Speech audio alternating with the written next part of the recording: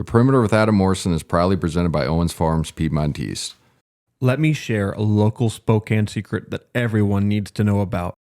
Owens Farms Piedmontese beef. Trust me when I say this. You cannot beat this meat. It's tender. It's flavorful. It's some of the best beef you'll ever put into your mouth, period. And to top it off, when you eat it, you can say goodbye to the meat hangovers. That's because Piedmontese beef is lean and has much less cholesterol than your typical supermarket beef. It's a new year. It's time to start living your life with no regrets. Go to ofp.farm to reserve your half or whole order of premium Piedmontese beef today. Go to ofp.farm. The Perimeter with Adam Morrison is produced independently and locally in Spokane, Washington by Spokast Studios. Our city, our stories. Visit www.spokast.com to learn more about how you can start your very own podcast today. Thank you to Jinx Universe and Position Music for letting the Perimeter use the song Let's Do It Again from Jinx's album, Make It Look Good. The Perimeter with Adam Morrison is brought to you in sponsorship with Delicious Hamburgers. Did you know Delicious Hamburgers and Fries are the freshest in Spokane? Their hamburgers are never frozen, and that's because it tastes better. There's not even a freezer in the restaurant. Their fries are always made to order and never sit under a heat lamp. It's differences like this you can truly taste. Next time you're craving the freshest hamburgers and fries, head to the corner of Augusta and Division and ask for the Perimeter Combo. A triple delicious hamburger with grilled onions, pickles, and special sauce. It also comes with fries and your choice of a milkshake. Delicious. Taste the difference. Let me introduce you to the Spokane Workers Co-op, a locally based worker-owned holding company whose mission it is to increase access to living wages, workplace democracy, and autonomy, and to create the sort of lifelong career trajectories that are increasingly uncommon for the majority of people in America. The worker owners of SWC, regardless of which business they work, are equal co-owners of the entire holding company, providing them not just direct ownership of the fruits of their own labor, but ownership in a diversified and resilient portfolio of businesses dedicated to serving Spokane and the Inland Northwest. SWC also buys traditional businesses. SWC buys traditional businesses like LLCs, partnerships, and sole proprietorships, for example, from owners who are ready to retire and who want to make sure the employees who help them build their business are taken care of after the owner leaves. Learn more at www.spokane.coop. And if you're an owner interested in talking about selling, email SWC at team@spokane.coop. That is team@spokane.coop. Let's do it again. Let's do it again. Turn up the 10. Let's do it again. Let's do it again. Welcome to The Perimeter, Season 2, Episode 11, sponsored by Owens Farms Piedmontese. Got Brandon, the producer, with me on kind of a crazy week of Gonzaga basketball. A home loss, which we don't say very often. It's been since 2018, I think was the January 2018, 75 straight games. Yep. Modern era record. LMU, Laloya Marymount came in and got a win, at the Kennel. And then obviously we played a game in Pacific. We're going to talk about those two games. Gonzaga rankings came out today. Dropped to number 14 from number 6. Makes sense. LMU, I think, is a top 150 team, and KenPom might be in the 120s. Actually, I looked it up before the show. They're 96. So they're it's in a top top 100. It's top 100. So I don't know why we dropped that much, but maybe it's just the, at home and all that stuff. I get it. But it was an interesting ball game. It was fun to watch, fun to cover. LMU ends up winning 68-67 first half. I thought Gonzaga kind of controlled the tempo. Drew Timme was a little bit off on his, scoring prowess, and he's had some of those type of games where, he's still putting up decent numbers, but he's also not as extremely efficient as we've come to expect and care about or whatever. But yeah, he was 1 for 6 in the first half, only had 2 points. So I thought the reason why I mentioned that, it's not to hammer Drew. We're kind of going through over the strategy of these games, and I like to kind of break them down in a sense of what I saw and what the listeners might have not seen or seen but didn't realize. And I thought their plan on him was fantastic as far as defensively. They had that big kid inside. His name, I can't. Is that Rick Izanza? That's how you pronounce it. And then Marble, the kid inside. They did a good job of pushing him off his line and making him catch further away from the basket. And then they used what we call a dig from the weak side or the strong side, where once the ball goes in, you take a guard and you jam down a little bit, but you don't go full double, so you can guard 2, but you make it hard for him to get comfortable and get into his spin and all that stuff. So they did that early, and it got him off rhythm a little bit. And that's coaching, that's scout, and that's always something that some people are like, oh, he's just having an off game. It's like, well, how are they guarding him? Are they taking away the high side from him? Are they, coming on the second bounce? We used to do, if we dig, we said you go on the second bounce, and then if we did a white, which is double team from the perimeter, you go on the second bounce, everybody full rotates. You know what I mean? So a lot of the stuff is so nuanced that people don't really notice. But I was just fascinated with, how well they did a defensive job on him early and got him out of his rhythm, because a lot of teams, I know they scout, I know they try, but it looks like, it's like, man, you're just giving me angle baskets the whole time. Like, he's the best. He's one of the best players in college basketball, and it's going to be the all-time leading scorer at Gonzaga, and you're just giving him like 4-foot jump hooks that he does since he was like 12. So yeah, that first half was very, very interesting. Gonzaga played a good first half as far as shooting the basketball. I mean, it's 14-28. Obviously, that's 50%. LMU on the flip side too was 14-28. So both teams were playing solid, but the pace was definitely in LMU's favor. There was only 10-6 on points off turnovers in favor of Gonzaga. We were -4 on the glass, which has been kind of perplexing to me. Traditionally, we're usually around the +8s to +9s. I think now we're in the +5.5, +6. And we had that stretch at San Francisco -19. So it is concerning. Again, you can't always pitch a shutout, but we are more athletic and physical than most of these West Coast Conference teams. So it's odd to see that disparity as far as rebounding goes. But we did a pretty good job of taking care of the basketball in the first half. Only 6 turnovers. They had 9 points off turnovers. Like I mentioned, 10-6 points in the paint. Gonzaga was 22. LMU was 20. Second chance, 4-2. No difference there. Fast break. Gonzaga 9-5 and bench 11-9. So obviously a pretty balanced, scoring game and numbers wise across the board for both teams. Both teams didn't shoot it particularly great from 3 of 9 for LMU, 1 of 6 for Gonzaga. And it ended up being a 1-point lead. It should have been 4. I'm going to go way back for the listeners. I'm going to have to use their imagination, but the Valparaiso Bryce Drew year, they went to, I think, the Sweet 16 or won their first round game, and they were like a 14 seed, 15 seed, and they ran, everybody calls it Valpo now, and they ran that play at the end of half to get a bank 3 from the lefty kid on the wing, and it kind of took away the momentum of the game. Obviously, we're up 4. It's like, oh, we're not playing great, but we're up 4, and they run it not out of a timeout. That means Stan Johnson, bravo, you have it already put in. We used to call them home run or miracle, or everybody has a name for that type of play, but you put it in at the start of the year. So if you get in that situation in a game, you don't have timeout or half, you guys know what to run. Had it in, they threw that big lob pass. It goes to about a little bit across half court on your side.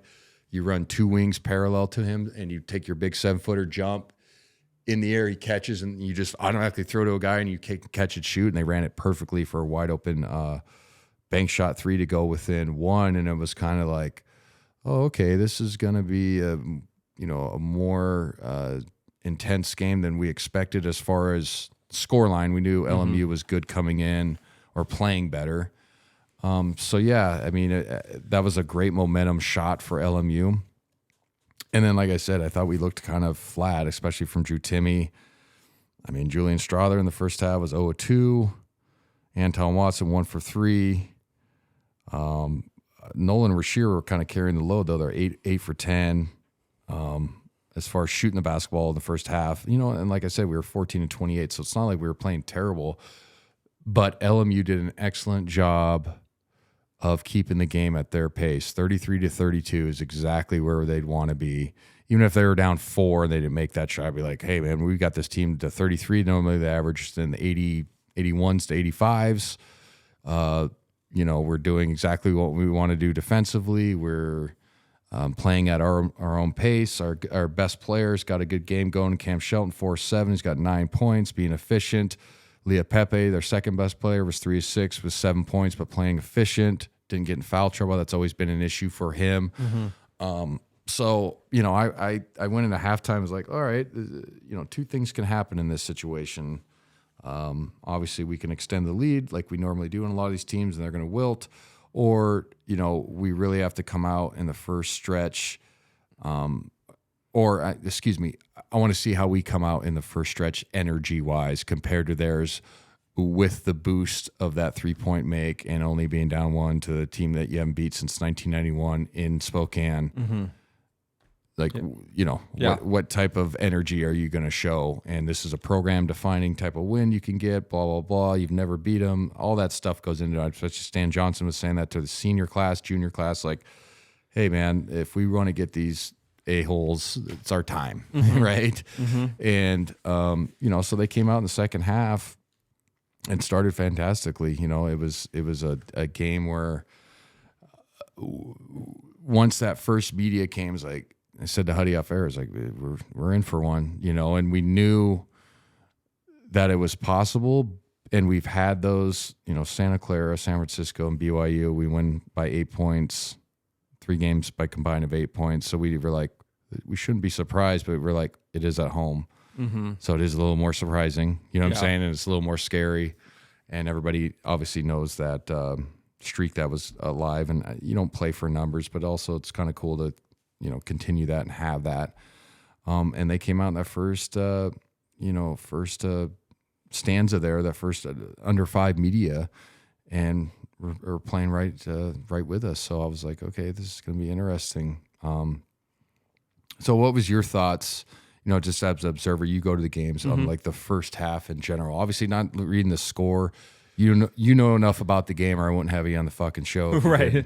Right. Yeah. But like, were you like shocked because you can kind of feel it in the arena that people are like, or did you get the feeling that people are just like, oh, we're just going to blow them out in the second half? That's always a feeling I have when I watch Gonzaga in these WCC games. For the longest of time, we play close in the first half. That's what happens.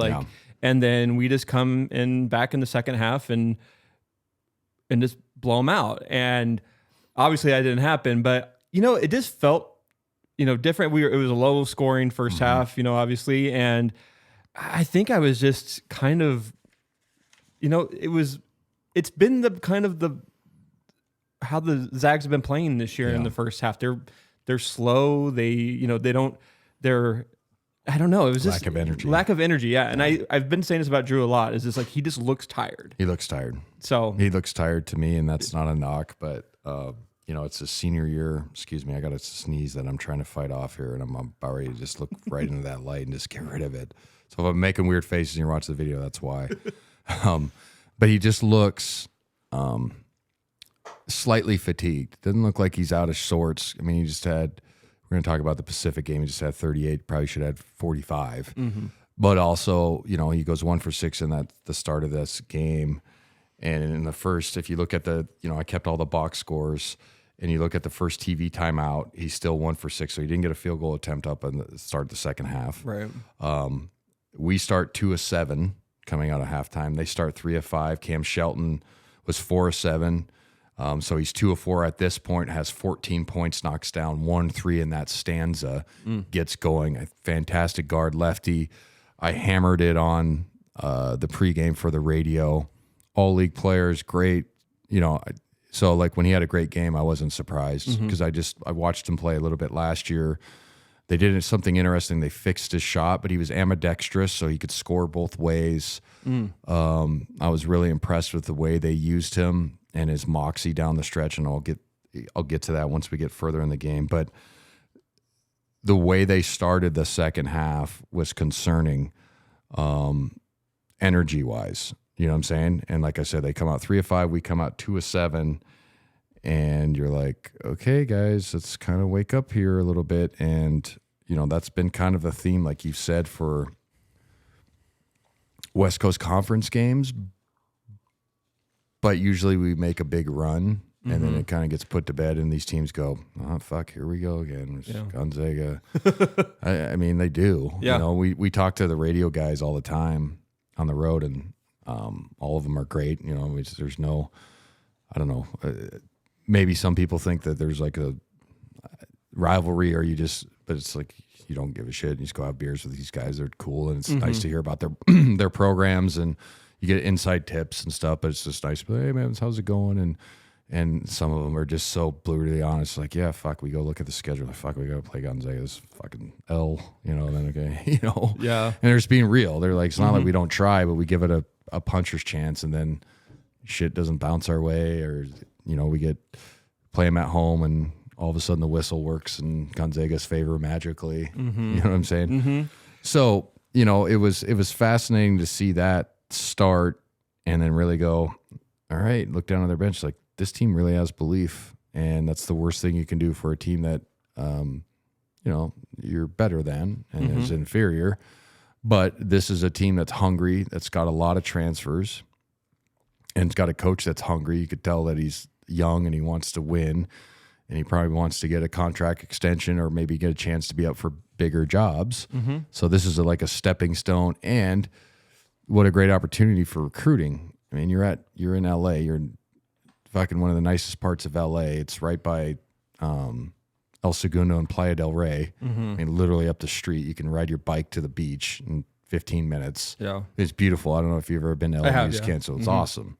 Yeah. And so you're like, a program like that has enough resources, enough facilities, obviously beautiful campus, beautiful location. A program like that benefits so much from the transfer portal than a school the same size in a similar league or similar position in a smaller league than anybody else. Because you can go, hey, so how's it going at that Power 5 school for you? To a kid that's probably a good player but just can't make a rotation or whatever. You want to come to LA? It's really nice here. Yeah. And you're in a big market still, and you know what I'm saying? Like, Yeah. Did Cam Shelton transfer to Northern Arizona. Okay. And then their interior players, the big kid I was mentioning, the Izanza was a big from like Texas or Ohio State or something like that. Wow, It's just, but I think they had 7 or 8 transfers in the last 2 years. Wow. Yeah. So. But he's put together like a solid, functioning team. I mean, it was the first time they had, excuse me, let me take that back. It's the third time since the mid-'90s that they had 10 wins going into a conference schedule. So it's like they actually had a good non-conference season. So my point is, like, he's finding the right pieces through the transfer portal, not having to wait and get lucky on recruiting. He's like, hey, and then on the backside, being more successful will help him with localized recruiting in California to get the third best player in that region that's not going to UCLA or USC. Be like, hey man, you can make a name for yourself, still be at home, and we have a pretty good program, right? Yeah. That's some value. For sure. Yeah. I didn't realize they had such, I mean, honestly, and this is me as a Zag fan talking, like, we are jaded as fans. We think we're going to walk into the WCC season and just steamroll it. Steamroll it. Yep. And this year has been been a shock to everyone, I think, especially in the fans in the crowd. Like, I mean, I will say, like, I've never been in the kennel when it was that loud. Like when the Zags were coming back, the environment was so cool to be a part of, but it was just, but we, as Zag fans, we're just jaded, and we don't realize all this is going on behind the scenes for all these other teams, and that we always get the best games from our opponents. That's very true. Yeah. Like it's a Super Bowl. And like I mentioned, all the things I just mentioned before, it's a perfect opportunity for a young coach, young program that's trying, or not a young program, but a program trying to get back to prominence, to have, you need a win like this. So then everybody can go, we are moving in the right direction. We're taking the right steps. The things I'm trying to teach are working. And then you can go to your recruits that might be on the fence, be like, hey man, you can be part of something special, and you can make your own deal, your own history here as a club. For sure. That's a real thing. So, getting back to the game, is that second half we just started off so poorly. And then, as the game progresses, they end up going up 1 into the first media timeout, and the media timeouts go under 16, under 12, under 6. So 5 minutes, basically 5 minutes or 4 minutes and change is when they do the first media. So at the second one, 11:20 left. If you look at the box score, 51-44 Gonzaga. They make a run in that stretch. In the second half, shooting wise, they're 7 for 11, 2 of 2 from downtown. We are 3 of 12, go completely stagnant offensively. In that stretch, I remember talking about Drew Timme being 1 for 6, and their job defensively was great on him. He's only 1 for 7 on that stretch. Yeah. One field goal attempt going into that. Obviously, the offense not going our way. Another concerning thing in that game, Gonzaga -8 on the glass during that time. Or overall, excuse me. Overall, okay. Overall, but -8 at that time to a team that, like I mentioned, were, more athletic and longer. Obviously, they have better athletic ability than they have in the past, like I just mentioned with those kids at the transfer portal. But, it was kind of like, we better get our ass in gear. And I think that was kind of you could see it on the guy's face or in their body language. It's like, we're going to let this slip. There was a play, actually, it was right after this timeout, and I don't think I've ever seen it to the extent, the excitement of another team's bench or just their body language. So we come out of this timeout, we're down 7. Fewy calls timeout. They make a run. Cam Shelton at this point is 7 of 12, 1 of 2 from downtown, 17 points, 2 assists. He averages 19, but we usually pride ourselves, especially in conference, of taking away their best player. That's kind of what Coach Few hangs his hat on. You may get to your numbers because it's going to be inefficient. And that's what he always says. And sometimes you see it's like, well, the guy got to 18. It's like, well, but he shot 20 times. He was 8 for 20. Good job. Yay. You know what I mean? And we win by 15 and go home, have fun. We come out of this timeout. We were running a DHO to a high ball screen. And it was Malachi and Nolan go to dribble handoff. Nobody says anything. Malachi flips it up, and they get that breakout layup. And I look over that bench, and I could see one of their assistants just look on his face like, holy shit, we've never gotten this many breaks at Gonzaga in our fucking life. We're up 9 with 10 minutes to go. Holy fuck. Let's coach our ass off right now. Like, this is a gift. We just got a breakaway layup out of a timeout. That's like AAU stuff, like youth stuff. Like, oh, thanks. Here's the ball, Jimmy. Go lay it up. That's what it was like. Like, they didn't have to do anything. So when that happened, I was like, oh wow, we're definitely, completely out of sorts. So we get into that stretch. Obviously, Drew starts, taking more shots. He gets a field goal attempt. Makes one in that part of the game.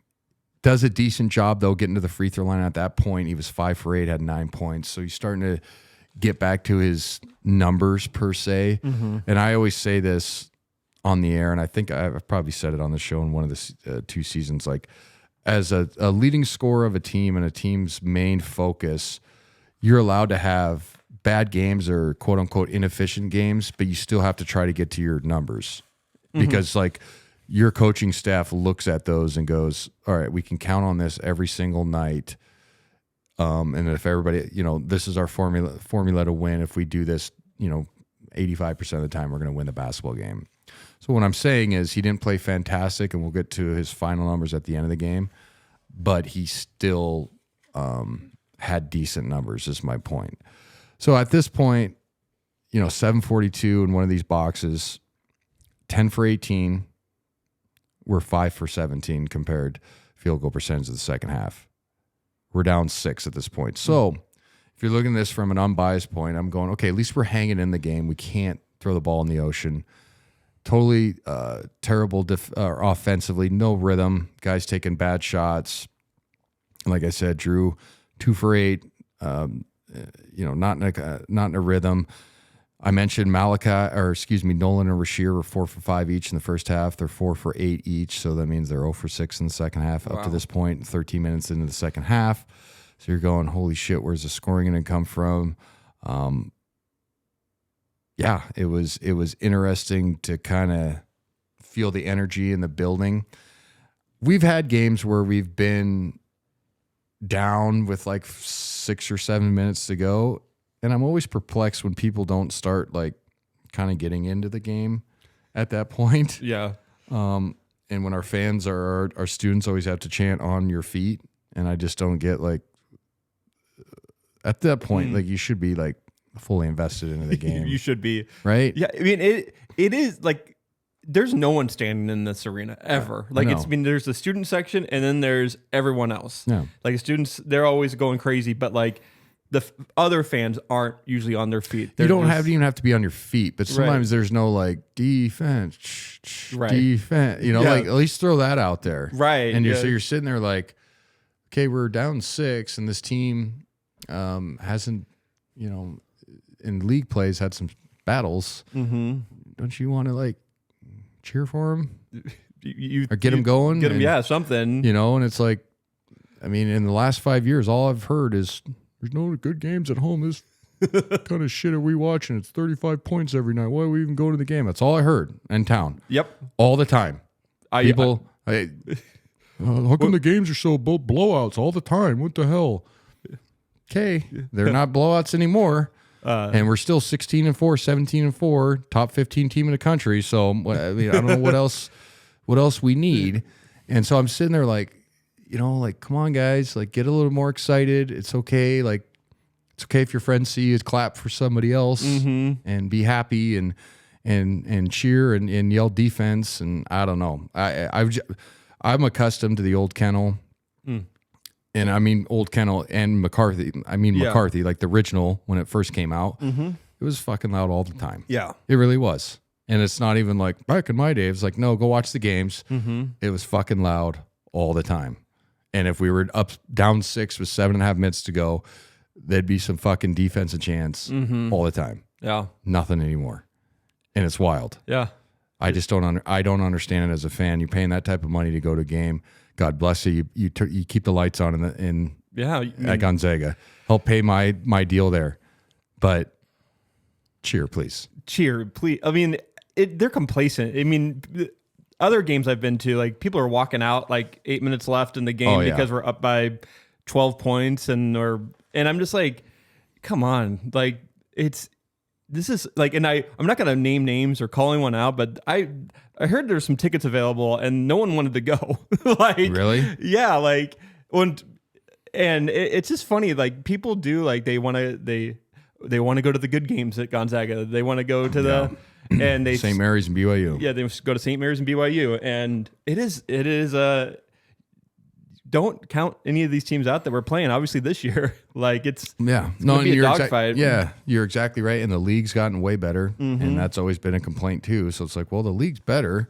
It's fun to have these league chases. Obviously, we want to win it, but also it's like to me, calling the games and watching them, I'm like, this has been so much more fun this year. I'm just being honest. Yeah.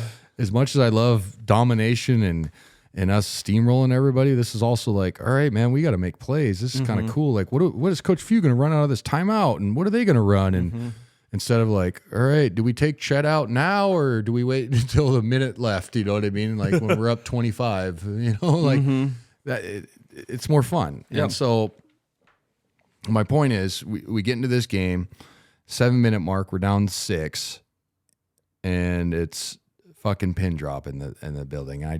I'll never understand it.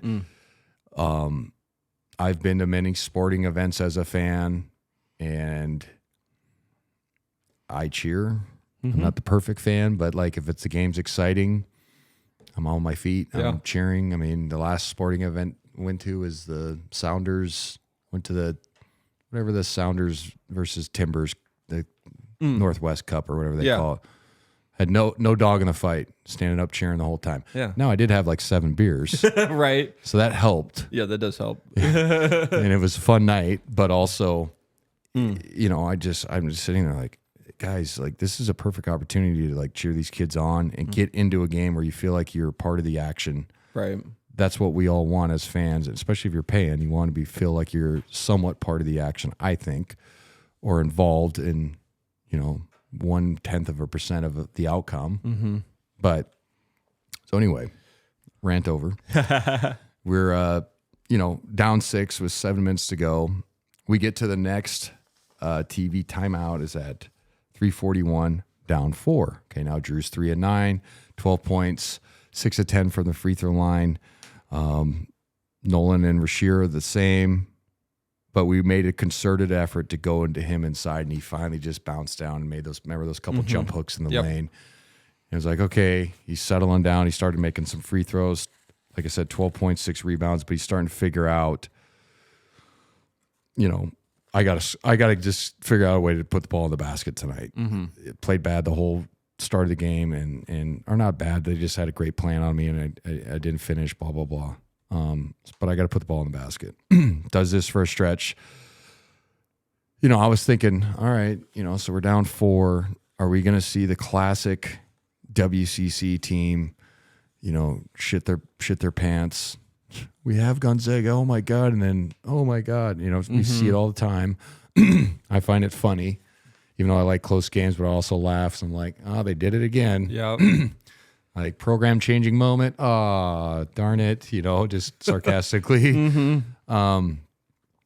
But, you know, like I said, so we get to 3:41, down 4. They come out of a timeout and do an excellent job of executing. I think Cam Shelton a bucket in that situation. So, you know, we get down to 151 left in the game. Gonzaga down 2. Drew now 5 of 11, 16 points, scores again, right? So he's starting to figure out like, okay, not the most efficient game, but you can't play perfect every time. You're allowed to have bad game, but he's getting closer to his numbers. His numbers this year are probably 21 and 22 and something like that. So 16's not horribly off. Right. But if you look at the rest of the team at this junction in the game, Nolan played fantastic. He's 5 of 9, 12 points at the time. Sheer decent, 4 of 9, 0 of 2 from downtown, 10 points. But here's one of the biggest numbers, and we didn't talk about the whole breakdown of this game, but Julian Strother 1 for 7, 1 for 4 from downtown, 3 of 6 from the line. Tough night for him. Yeah. I thought they did a good job with their perimeter players of taking away what he likes to do, you know, as a whole. He just didn't have it, I don't think, offensively. Yeah. He couldn't turn the corner. Obviously missing 3-point shots. I don't think he took any that were out of context, like bad ones. Sometimes I just wish he'd be more selfish on the perimeter as far as like on his catches. But I don't know if he's that type of player that wants to like break people down. I think he's always shoot against on a rotation or go against a closeout. I don't think he's a catch and really jab and like fuck with a guy and then go get a bucket. So I'm always perplexed watching his games because I think he's a very good player. He has a very good potential at the next level because he can play defense, he can shoot. But I'm also like, how come he just doesn't catch and like rip and just fucking shoot a step back over somebody every once in a while? He never does. Right. You know what I'm saying? Yeah, for sure. Because he's long, he's athletic. But then I'm starting to think like maybe this is not part of his game. Maybe he's just not wired like that, or maybe that's something that Coach Fee doesn't want him to do, or maybe that's just not in his skill set. You know, I mean, everybody has deficiencies. I had plenty of them offensively that people don't realize, but I was a really bad ball handler. If I look back at it compared to guys now, I'm like, fuck, I was a terrible ball handler. So looking at this stage in the game, it's like, holy shit, we're obviously only up 2, like I mentioned, but they're firmly in control of the pace. I thought Stan Johnson, did a fantastic job of recognizing who was hot, where the ball needed to be, and taking down clock, but not being completely stagnant the whole time. A lot of times teams will get in that situation where they'll just hold the ball, which is okay, but he still ran like false motion and made you defend and was still looking for, okay, maybe we get a backdoor, we get a cheap layup, or your guy falls down, or, you try to get through a screen that's really doesn't mean anything and you foul and we go, you know what I'm saying? A lot of times guys will stand and allows everybody to just load up. Oh, let's go, 10 seconds left. He still ran false motion into a high ball screen with the Cam Shelton. At this time, like I mentioned, 151 left, down to Gonzaga. Cam Shelton was 10 for 20, 3 of 5 from downtown, 2 of 4, 9 rebounds, 25 points, 2 assists. He did have 5 turnovers, but when a guy's handling the ball that much, I always kind of let it, that stuff goes out the window to me, especially when you're asked to score in the situation he was.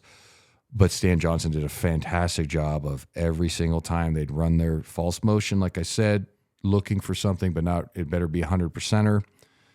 They'd get it to Cam Shelton, and they would run high ball screen against Drew every time down. And at first we were doing a switch, which I think Drew's good enough to do it, but it was kind of a bad matchup because Cam's really stocky and short, and lefty can get in the paint, kind of his deal.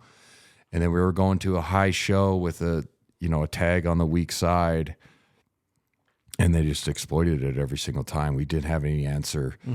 And the reason why I'm saying is I thought Coach Johnson did an excellent job of picking Drew out of the herd, going, I know you're the slowest guy on the floor defensively, best player on the floor, but defensively you're probably the worst. And we're going to go at your ass every fucking time down in a pick and roll and see how you handle this situation. I'm going to put it in my best player's hands, and if we win this way, I can walk out feeling good. If we don't, same thing. You know what I'm saying? Yeah. So I thought it was phenomenal coaching. Their plan was great. They slowed it down. They got the pace into the right, right part of the game. So then we work our way down to that last possession, and with a minute and a half, 121 left, it's tied 66 all. And there was that stanza where they got 3 straight possessions, essentially. They got 2 straight offensive rebounds, and I really think that killed the momentum of our team, late in the basketball game. But it was kind of like one of those where good defense on Cam. He takes a bad shot. Ah, fuck. They get it. Fuck, we got to throw back out and play defense for 29 more seconds, right? Yeah. Same thing. Oh, my God, here we go. Glad we got him to miss. Shit. All right, so they essentially take off a minute plus. Yeah, it's not exactly 30 seconds every time, but close. And I think that was really like a mentally positive play for LMU, and for us, obviously not in the other direction. So we come out of that timeout, late in game, and we go to Drew on one where it's tied at 66. Yes, it's tied at 66. So I always am a firm believer you give it to your best players, and that's not that's a dumbass cliche thing to say because it's so obvious I shouldn't even say it. But you got to figure out a way to get it to him in the right spot. It's basically what I was trying to get to. And we ran, high pick and roll with a pop and allowed him to either face up and then he can dribble back into his stuff, or he can go off the dribble, but he can still get to his spot on a post up with his back to the basket or facing up, which I think is smart. Because sometimes if you go back to the basket at that point, if you're worth a damn as a player, you'd probably just chest front him and not give him the fucking ball. So point is, it's harder to get him the ball than people think. If you're just like, just throw him right at the block, like, no, actually get it to him and let him bounce down and then go into your deal, because then you at least get him the ball. So I thought what they did was fantastic. They run, ball screen going left, throw it to the right elbow so he can punch going right. And we kind of get a phantom, I think kind of a bullshit foul call, Yeah. to be honest. I thought their guy rotated over and went verticality, and he was in his cylinder, and you're allowed to jump verticality. Mm-hmm. And we got we're at home, beep. It was like, sweet. And I kind of looked down at their bench because I'm like, they've outplayed us this whole time. We've creeped back in the game. Credit to our guys. I know this whole breakdown sound negative, but our guys have crept back into the game playing like shit and playing, not to their style and pace.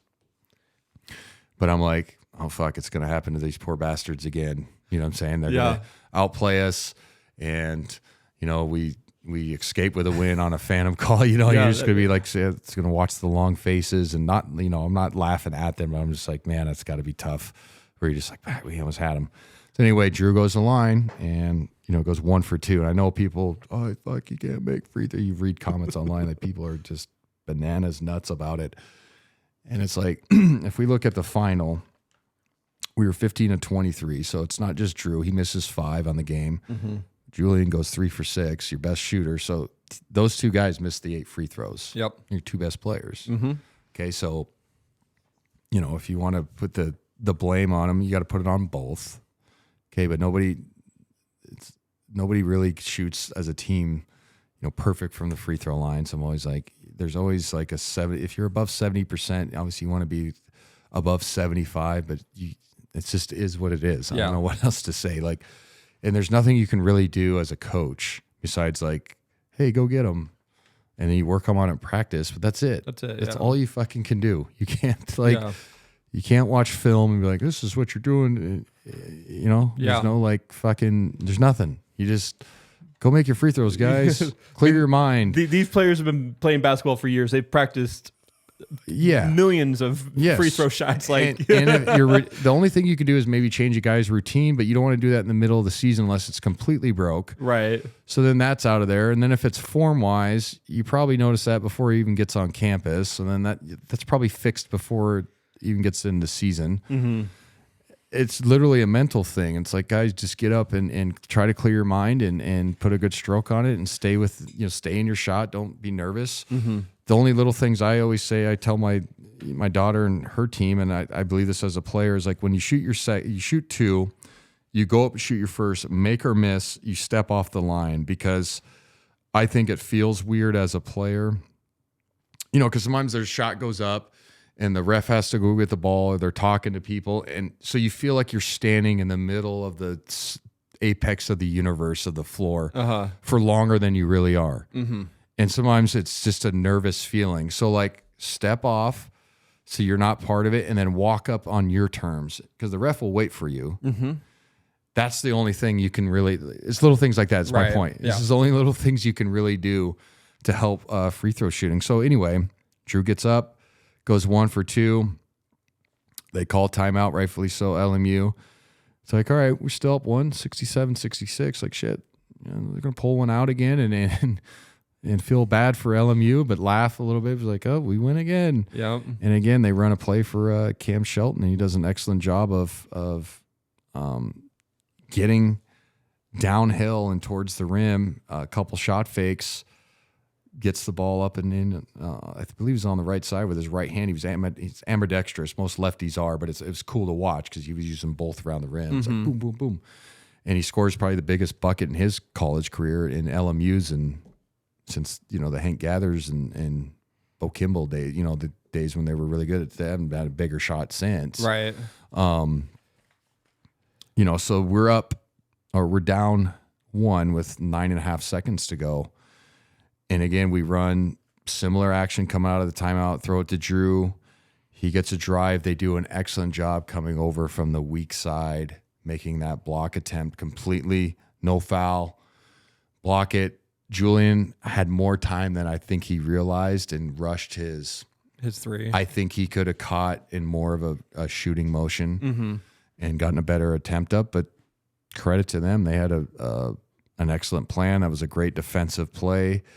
If you look at the final line, we're -9 on the glass. In the second half, they were +5 on the glass. So they beat us both handily in both halves. Mm-hmm. They had 12 offensive rebounds, killed us, especially on kick-out threes. They tied for us, the same as points in the paint, 36-36.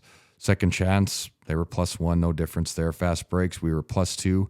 Bench, they killed us, +10. And like I said, Drew ends up 5 for 12, 17 points, 7 rebounds. Not terrible, but I have to give him credit. He did an excellent job of getting back to his numbers and like making plays down the stretch, but awful start. Started 1 for 7. Yeah. And then Julian was not good. I mean, he's 1 for 8 and then 1 for 5 from downtown and only 6 points, 3 of 6, like I mentioned, from, free throw line. So hats off to that club. That's a program defining or program moving win.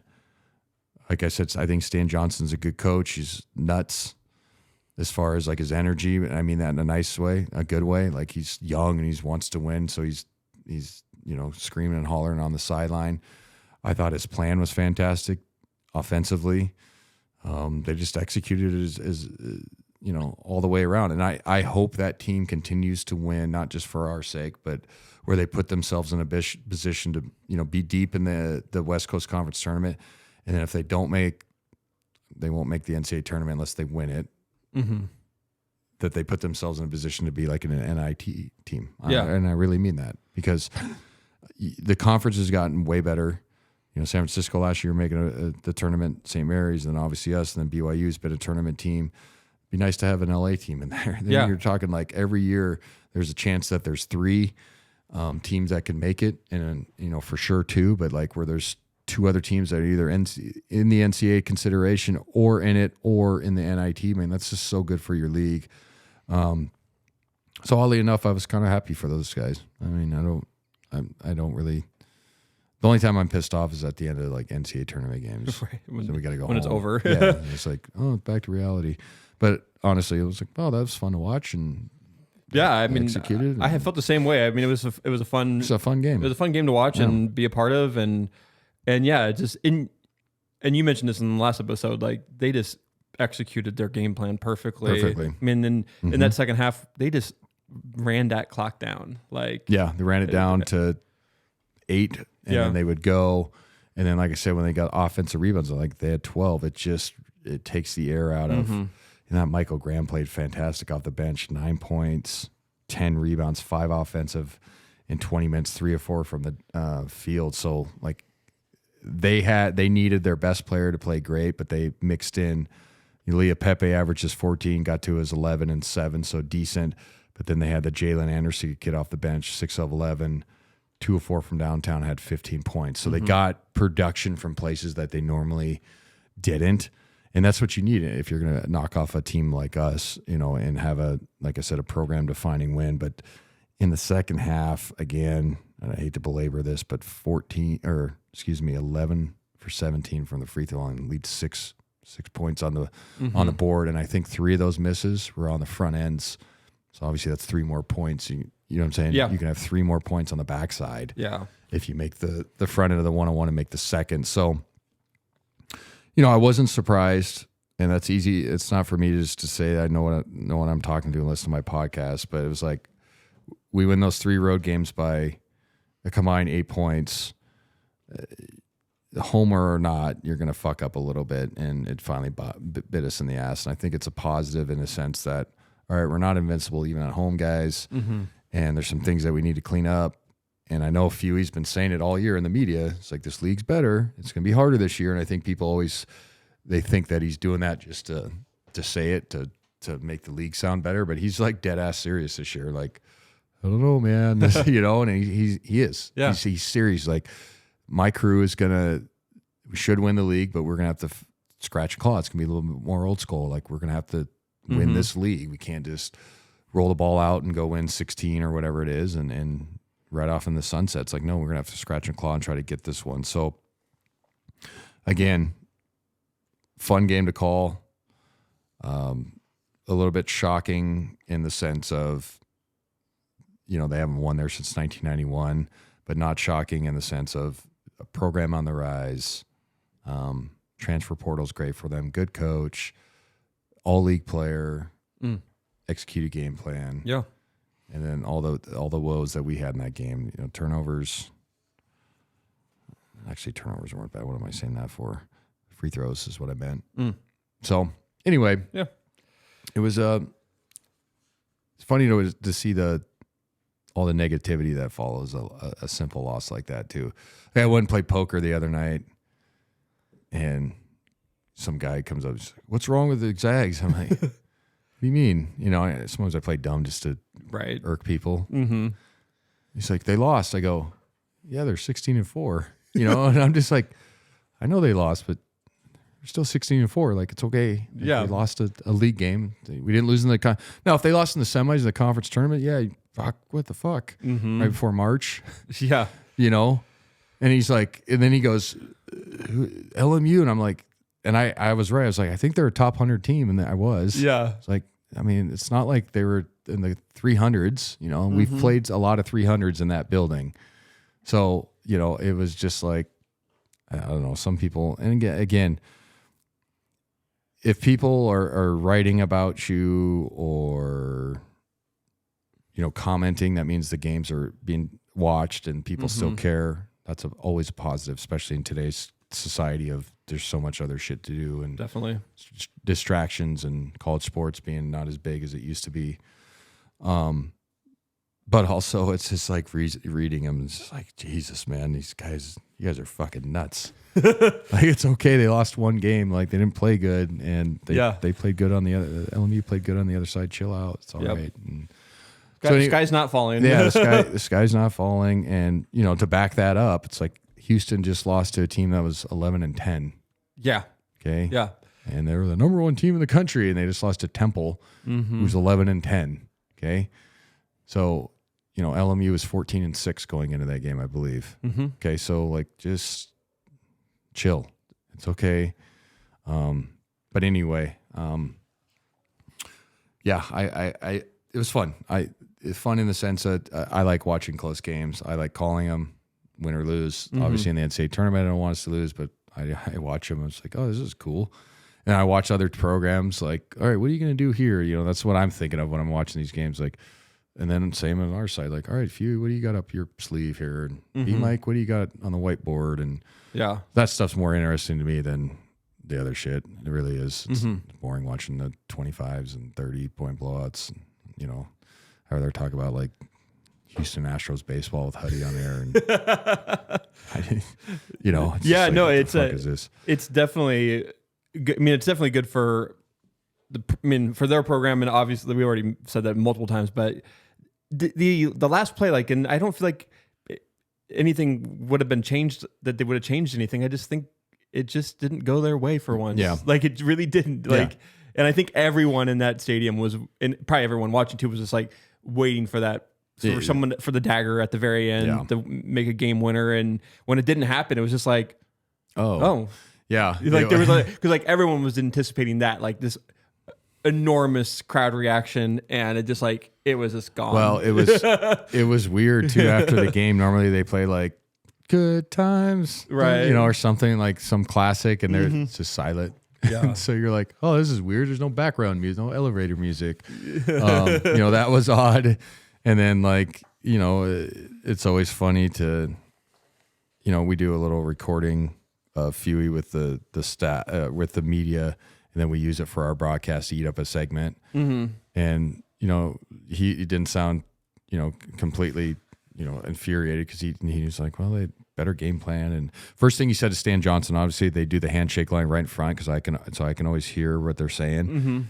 And he said, great job, coach. Like, he was serious, like, great plan. Like, fucking, you out coached me, basically what he was saying, and that's guys do that. Like, I've been around plenty of coaches. I coach myself. If a guy fucking outcoached me, like, hey man, you coached a hell of a game.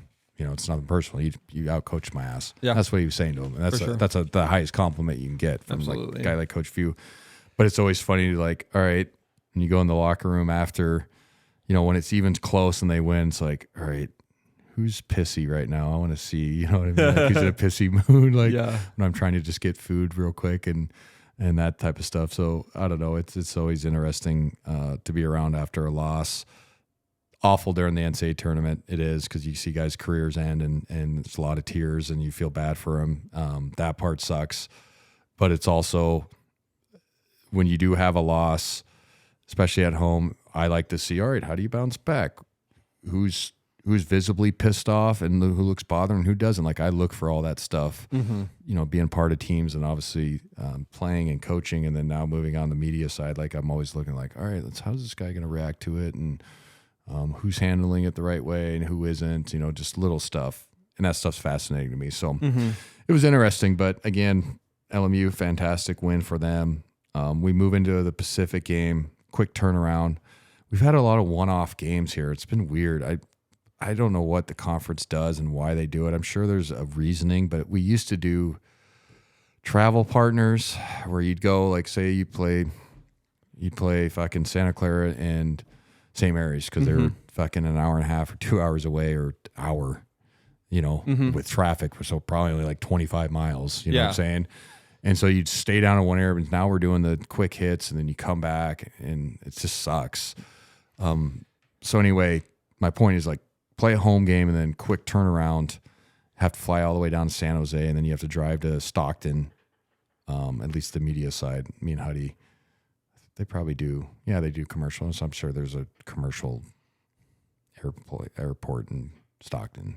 Anyway. Yeah. Not the easiest place to get to. Right.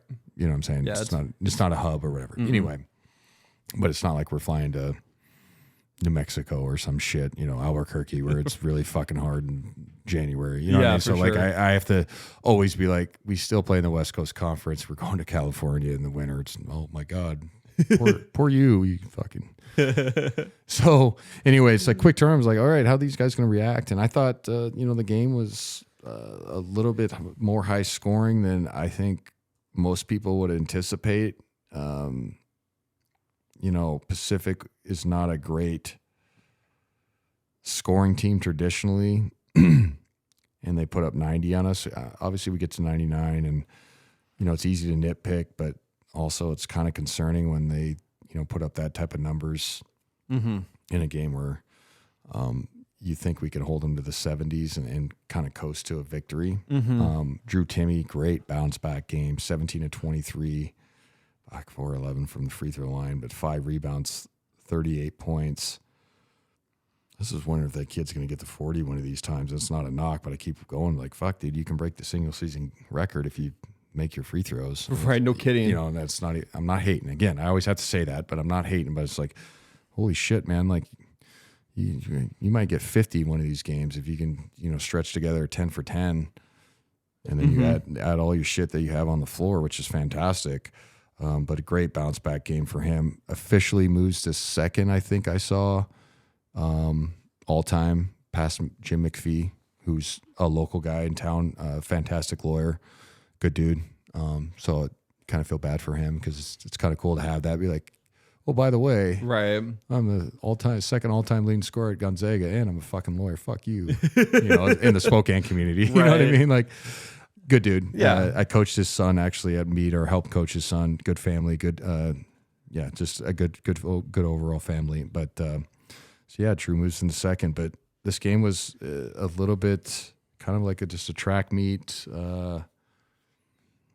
pickup game. And I know Fuey is obviously happy to bounce back, but I guarantee he's not happy with the performance defensively. Just plain and simple. There's no way that you get up 90 to that type of team is something that he's going to hang his hat on, and that's going to be discussed. Obviously, Gonzaga is going into a week off or a bye on Thursday, and then has a game at Portland Saturday. So wonderful opportunity to kind of get back into the flow of things as far as, defining what we are defensively, defining what we are offensively, because it was a poor performance against LMU. Here's the counters to what we think teams will do, because they're going to watch that tape. They're smart. Okay, this is how we counter to the type of defense they're playing on Drew, the digs from the weak side. Offensively for the guards, you got to get in the paint. You got to make more plays for each other. We got to get better shots, easier shots, got to get in transition, all that stuff. I think Fuey wants to run more with this crew.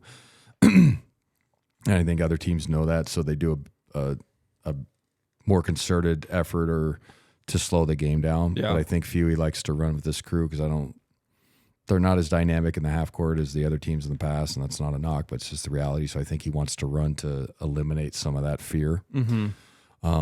So, we're going to see games from here on out, and this is going off the Pacific. I know it's a long-winded point that teams are going to slow it down. That's why it was kind of weird to see the 99-90 Yeah.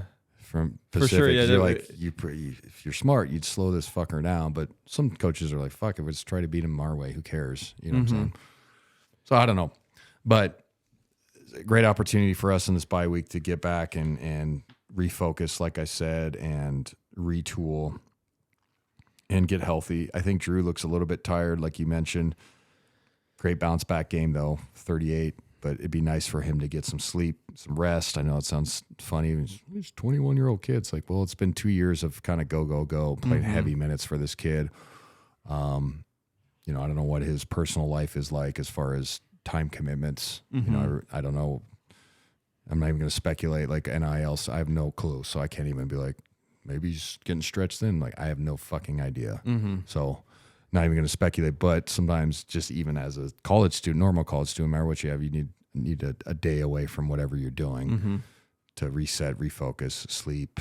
Did you have days like bye weeks too when you were playing? I don't think we had a week. I don't know. I don't think we did because we didn't have Pacific and BYU in the league. Right. So yeah, there were 7 teams. You'd go 14-0 if you won it. Okay. Yeah. Yeah. So there were 7, right? Yeah. Or There 8 was total, and you play 7 other opponents, right? Does that make sense? Yes. Okay. So yeah, I think we just had one bye, but I don't think it was the whole week. It was just like one game. One game. Yeah. Yeah. I don't know. Yeah. It's a good question, but Would you typically just chill out like on when Well, taking time off? Like yeah, I think a day is necessary. Depends what type of club you have too.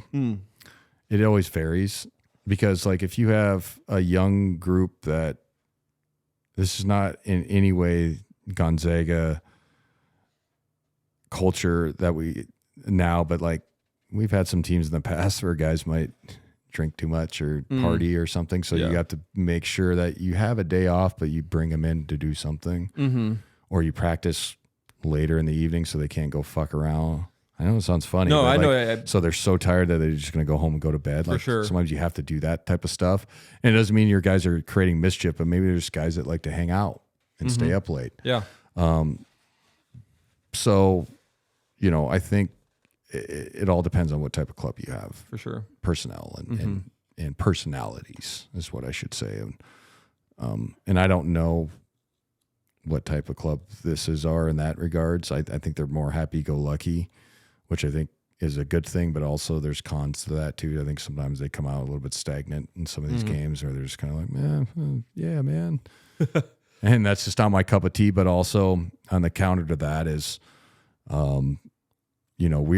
my teams, I was always surly. They always said I was always on edge, and that's not always fun to be around either. Right. So like, there really is pros and cons.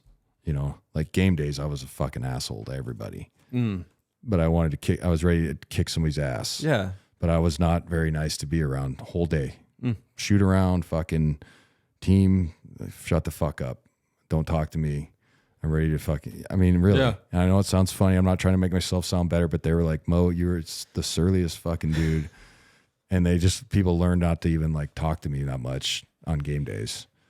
But I was in that mode. Right. That's like a warrior's mentality of just like, I'm going to go and just beat the shit out of you. Yeah. And like, And you got to make stuff buff in your head. And, a lot of athletes on every sport always kind of have that deal where they have to find themselves to a certain place, whether it's completely relaxed or the opposite.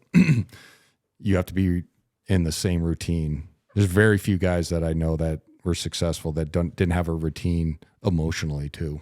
I know that sounds funny. yeah. But I know some guys that were really good that did their best where they made themselves as relaxed as possible and it almost seemed like they didn't give a shit. But it was like, no, if you don't, I'm going to have an anxiety attack. So I have to learn how to like Right. You know what I mean? Yeah, for sure. And I was the total opposite. It's like, fuck, if I'm not sweating before the game and I know this guy's talking shit about me when he probably isn't, you know, Right. this guy's, he tried to Facebook message my girlfriend at the time, you know, probably didn't. Right. And you're just like, you making shit up. And that's how I got myself going. So, you know, so in a week like this, like you sit back and evaluate. If I'm talking from a coaching staff standpoint, this is what I would do. Evaluate, bring in the young guys if you have to on that quote unquote day off, or give the whole crew a day off, and then get back and just really self scout.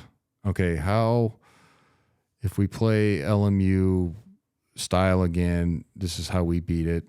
Defensively, we have to do better in the ball screen coverage with Drew. That's what they exploited the whole fucking time. Do we switch? Do we, it's called X or pre-switch. That's a defensive strategy that's hard to, that's not, let me try to explain it in layman's terms. So let's say you have two bigs on the floor and they're doing like a 4-out high ball screen on one side of the floor, but where opposite block, usually where it's coming from, it works its way into the middle of the floor, but it comes from the opposite block. Your big is sprinting up to set a screen and you're trying to isolate their big in a space of the floor situation. They call it pre-switch or X, where you can take the opposite big is usually in the other corner because they're trying to get him out of the way, or they put him in the short corner in the dunker spot. If he's the better defender, just switch, even though there's nothing happening between those two bigs. Do you get what I'm saying? Yeah. So then he ends up guarding the guy that's setting the screen. Yeah. It's I almost have to draw it up. Yeah, no. But what it does is it keeps your slower big just planted, and he just switches to the other guy because they're really not looking to throw it inside right there. It's false motion. So you can just fucking switch right underneath the hoop as he's sprinting up. So like Anton could have ran 15 feet. It's called an X. Yeah, okay. And then Drew just stay underneath the basket. And if they throw a cross-court pass to a guy that's not very good, no offense offensively, at 6 feet, they don't want to do that. So it's called pre-switch. And then Anton can either show, trap, or switch. Drew just had a hard time against that Cam Shelton kid. Yeah. It just and so point is, another long-winded answer is you get into those situations, you self-scout and go, okay, if this happens again, because people are going to watch the film, we have to be prepared for this. Do we want to go into a game late in the season and in tournament time, WCC and conference, where we want Drew and 10 straight fucking ball screens? Probably not. So let's get a plan. Or can we look him in the eye and ask him, like, hey man, can you defend this? And he'd be straight up honest with you. Like, even a competitor would be like, you know, maybe I can't against this type of player, like a really good player like Cam Shelton. Because I thought he did an okay job, but they put him in it every fucking time down. So like, give him a break. Yeah. You know, so anyway. Yeah. No, I think it will be interesting to see this final stretch, or not final stretch. We still have a lot of games left, but it's, Well, you're getting into January. It is the stretch. It is. Yeah, it is Yeah, the final stretch. it Like is. we get Or February, excuse me. February. Yeah. You got Santa Clara, St. Mary's, San Francisco, BYU, LMU. Like all like, and these are all games that we played really close games. Yeah, It's going to get tiring. Yeah. I think it's going to be fun. Yeah. Obviously, you know, we just talked about how, you know, losing at home was different, but usually those teams don't play as well at home, with the exception of BYU, but that was probably 2 to 3, 4 years ago. Santa Clara hasn't played as well at home in recent past. San Francisco, for some reason. We have San Diego mixed in there, don't we? Oh, here's another bitch about the WCC, I'll say. They always do the last place team from the season before. You don't have to travel to their... And you get to play them at home. And so we don't get to go to San Diego. And I don't get to go to fucking San Diego. Yeah. So it's like watching like Premier League soccer when there's a relegation zone at the end of the year. I'm like, come on, Toreros. Like, please don't finish dead last. Yeah. Yeah. We only get one game against Pacific and against San Diego. So yeah, they do it. It's weird. I don't get the conference scheduling. I really don't. It just doesn't make sense as far as travel too. Like, and I know Gonzaga's has the luxury of a private plane. And when I say private, people think that you're like getting served caviar. No, it's a 30-seat fucking small plane, and you just sit there and they hand you water. Okay, so like, and people get in these. Oh, these kids are royal treatment. It's like, no, it's just to save time. Right. Okay, and the planes they're small. Yeah. And like they're not first class seats or anything like that. Okay, so just if you're listening, like, you know, they should be getting more money. It's like, no. This stuff's expensive. But my point is, if you don't have that luxury, like how hard it would be to fly commercial when you have to get back and go play a game at home. And like, I mean, we saw the clusterfuck that happened in Thanksgiving. Yeah. You know what I'm saying? With travel. Like, so I just don't get why they don't do travel partners where you go, okay, we're playing in San Diego, we're going to play a game there, and then we're going to play, it used to be, who was the other game? San Francisco? No, it would be, sometimes it'd be LMU or PEP, but you would have a game mixed in where you could drive, blah, blah, blah. Yeah. You know what I'm saying? Yeah, it is strange. It's just weird. It is looking at the schedule. When I was looking at the schedule earlier this year, like it's just like it's kind of all over the place. We play one home game and then a away game. I know. It's just like it was all over the place. I don't get it. And the only thing I was thinking is we must be because we're in Spokane. Like, yeah, but I don't. Yeah, it doesn't make any sense. It excuse me, it honestly doesn't, and it's one of those things where I just don't get where the league doesn't do us any favors as far as that. Like we start the league off with 3 road games, but then we get 3 in a row. It's like, well, why should you have stretches like that for anybody, for any club? No, I just don't get it. But I'm complaining. I'm from a hey, I want to hang out in San Diego and do nothing all day and go watch a game, please. So Right. anyway, it was a fun week, man. Honestly, like, I thought the Pacific game was a great bounce back. Drew Timme moving into second, 38 points, bouncing off 5 for 12 performance, 17 points. Then obviously the streak ending for the home record. I think that one will last forever. I'm not kidding.